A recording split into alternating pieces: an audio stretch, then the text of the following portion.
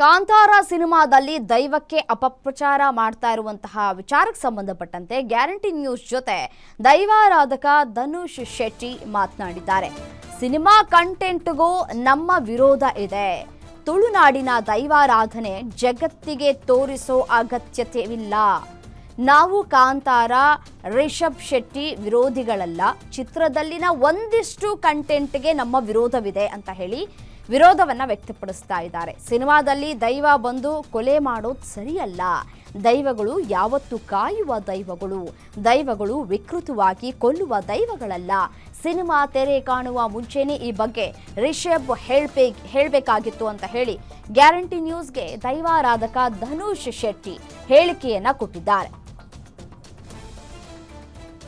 ದೈವಾರಾಧಕ ಧನುಷ್ ಶೆಟ್ಟಿ ಜೊತೆ ನಮ್ಮ ಪ್ರತಿನಿಧಿ ಆದಿತ್ಯ ದಾಂಡೋಲೆ ನಡೆಸಿರುವಂತಹ ಚಿಟ್ ಚಾಟ್ ಎಲ್ಲಿದೆ ನೋಡಿ.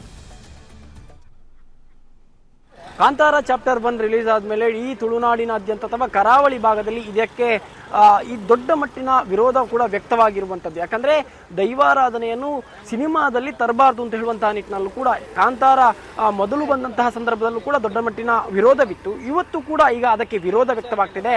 ಈ ಬಗ್ಗೆ ಮಾತಾಡಲಿಕ್ಕೆ ನಮ್ಮ ಜೊತೆ ದೈವ ಚಿಂತಕರಾಗಿರ್ಬೋದು, ದೈವಾರಾಧಕರು ಧನುಷ್ ಶೆಟ್ಟಿ ಅವರು ಇದ್ದಾರೆ. ಸರ್, ಕಾಂತಾರ ಸಿನಿಮಾ ನೀವು ಒಪ್ತೀರಾ ಇಲ್ವಾ? ಸಿನಿಮಾ ನೋಡಿದ್ರ ಸರ್? ನಾನು ಸಿನಿಮಾವನ್ನು ಮೊನ್ನೆ ಆದಿತ್ಯ ಅವರ ಹೋಗಿ ನೋಡಿ ಬಂದೆ. ಸಿನಿಮಾವನ್ನು ಖಂಡಿತವಾಗ್ಲೂ ನಾನು ಒಪ್ತೇನೆ. ಆದರೆ